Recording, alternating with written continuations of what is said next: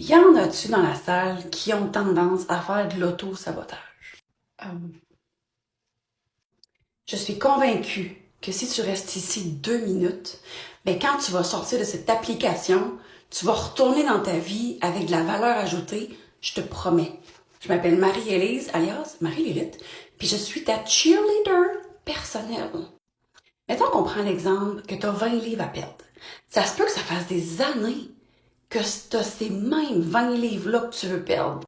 Puis là, tout va bien, tu passes 3 jours à super bien manger, tu t'entraînes, puis là, un moment donné, tu te mets à agir d'une façon qui va complètement à l'opposé de ce que tu désires être. D'être la version la plus sexy de toi-même. Puis ta voix dans ta tête. Tu sais exactement, tu sais quel genre de vêtements elle porte. Tu sais c'est quoi sa posture. Tu sais comment qu'elle se tient, comment qu'elle communique. Tu la vois, elle est claire dans ta tête. Fait que pourquoi que tu te mettrais à agir d'une façon qui va complètement à l'opposé de ça?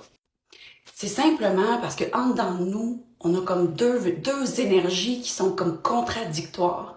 Il y a celle qui sait exactement où elle s'en va, vers ton but, vers ton 20 livres en moins, vers l'identité que tu veux incarner. Puis il y a comme ton ancienne identité qui est comme pas compris encore.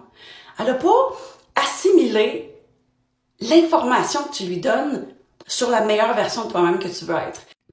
La pire chose que tu peux faire en ce moment, quand ça t'arrive, c'est d'être en colère contre toi-même puis laisser ça baisser ton estime personnelle.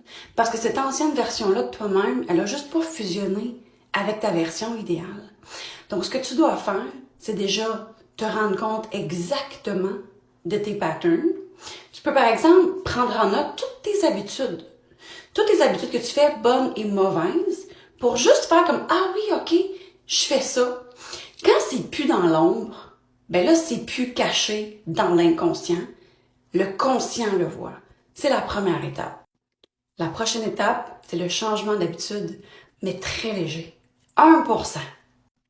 Parce qu'il faut pas effrayer cette ancienne partie-là de toi-même qui est en vie depuis tellement longtemps, puis tout ce qu'elle veut, elle, c'est le statu quo. Elle se dit, je suis en vie depuis X nombre d'années, puis c'est à cause que j'ai cette identité-là. Fait que si je change, je vais peut-être mourir. Fait que si tu veux être dans mon monde, envoie-moi un message sur Instagram ou regarde dans mon lien dans ma bio, pose-moi toutes les questions que tu veux. Tu as le droit de magasiner puis faire du lèche-vitrine. Fais juste me poser la question, ça va me faire plaisir de jaser.